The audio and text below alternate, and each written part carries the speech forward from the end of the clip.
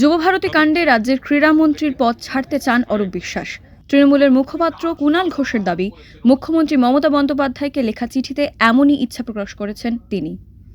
১৩ ডিসেম্বরের বিশৃঙ্খলার নিরপেক্ষ তদন্তের স্বার্থেই তিনি পদত্যাগ করতে চান বলে জানিয়েছেন অরূপ। ১৩ ডিসেম্বর সকাল 11:30 নাগাদ যুবভারতী স্টেডিয়ামে পৌঁছন লিওনেল মেসি, লুইস সুয়ারেজ এবং রড্রিগো ডি পল। গাড়ি থেকে নামার পরই মেসিদের ঘিরে ধরে বেশ কিছু মানুষের ভিড়। ফলে গ্যালারি থেকে মেসিদের দেখা যায়নি বলে অভিযোগ দর্শকদের। এরপরই শুরু হয় তুমুল বিশৃঙ্খলা। নির্ধারিত সময়সূচিতে কাটছাঁট করে ফিরে যান মেসিরা। মেসিকে ঘিরে থাকা সেই ভিড়ে ছিলেন রাজ্যের ক্রীড়ামন্ত্রী অরূপ বিশ্বাস। মেসিকে জড়িয়ে ধরতেও দেখা যায় তাকে। শুরু থেকেই জনতার ক্ষোভের নিশানায় ছিলেন অরূপ।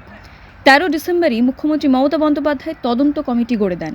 কমিটির সদস্যদের মতে মেসির কলকাতা সফরের বিষয়টি দেখাশোনার দায়িত্বে ছিল পুলিশ ও ক্রীড়া দপ্তর। তারা দায়িত্ব এড়াতে পারে না।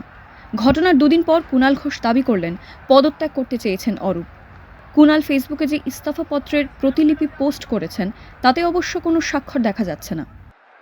মুখ্যমন্ত্রী রাজধর্ম পালন করেছেন, অন্যদিকে এই তদন্ত যাতে নিরপেক্ষ থাকে সেজন্য ক্রীড়ামন্ত্রী পদ থেকে ইস্তফা দিতেছে ক্রীড়ামন্ত্রী অরূপ বিশ্বাস।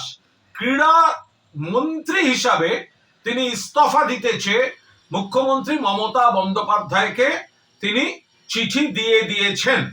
এ ব্যাপারে সিদ্ধান্ত বিবেচনা করছেন মুখ্যমন্ত্রী, কিন্তু অরূপ বিশ্বাস তিনি চিঠি দিয়ে দিয়েছেন। মুখ্যমন্ত্রী চূড়ান্ত সিদ্ধান্ত বিবেচনা করছেন।